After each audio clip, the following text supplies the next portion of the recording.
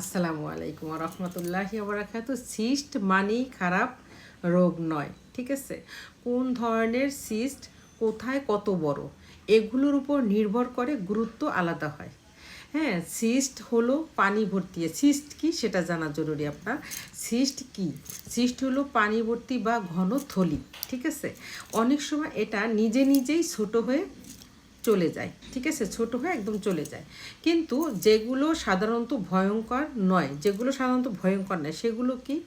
ধরেন যে মাসিকের হরমোনজনিত ছোট সিস্ট 3 থেকে 5 সেন্টিমিটার পর্যন্ত, যেগুলো ব্যথা বা সমস্যা করে না, ঠিক আছে? এগুলো সাধারণত ক্যান্সার নয়।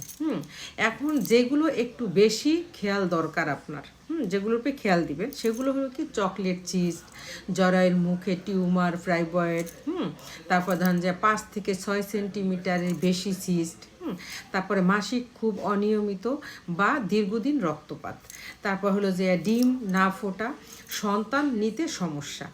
এখন বলতেছি আমি, ধরেন এইরকম এগুলো সমস্যার, এগুলো সবসময় ক্যান্সারের ঝুঁকি হয় না, ঠিক আছে? ক্যান্সার নয়, কিন্তু নিয়মিত ফলো আপ খুব জরুরি। এখন বলে দিচ্ছি ক্যান্সারের ঝুঁকি।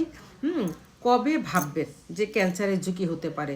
যদি বয়স বেশি হয়, ধরেন বয়স যদি হয় 45 থেকে 50-55, হ্যাঁ, সিস্ট খুব দ্রুত বড় হলে, তারপর তীব্র ব্যথা, পেট হঠাৎ ফুলে যাওয়া, তারপর দেখা যায় সিএ, বুঝছেন, সিএ 125 খুব বেশি হলে, তারপর ধরেন যে আপনার বয়স যদি হয় ধরেন যে 26, তাহলে এটা ঝুঁকি খুবই কম, কিন্তু অবহেলা করা যাবে না।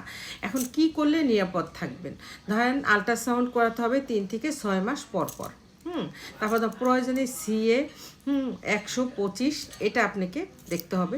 হরমোন পরীক্ষা করা, উপসর্গ যদি বাড়ে দ্রুত ডক্টর দেখানো। এখন চিকিৎসা নিয়ে যে বাস্তব কথাগুলো, সেগুলোকে অনেক সময় সিস্টে ঔষধ, জীবনযাপন যথেষ্ট। হ্যাঁ, কিছু ক্ষেত্রে ইনজেকশন বা অপারেশনের দরকার হতে পারে। হ্যাঁ, হোমিওপ্যাথিক সহায়ক কিছু মেডিসিন আছে যেটা খেলে সিস্ট কিন্তু মিশে যায়, চলে যায়। এখন আমাকে জানাতে হবে আপনার বয়স, শরীরের ওজন, হ্যাঁ, মাসিক নিয়মিত হয় কি না, সিস্টের সেন্টিমিটারটা কীরকম, ঘনত্ব নাকি পানির থলির মতো, এগুলো আমাকে জানানো জরুরি। আশা করি বুঝতে পারছেন, প্রশ্নের উত্তর পেয়েছেন। ভালো থাকবেন, সুস্থ থাকবেন, নিজের প্রতি যত্ন নেবেন।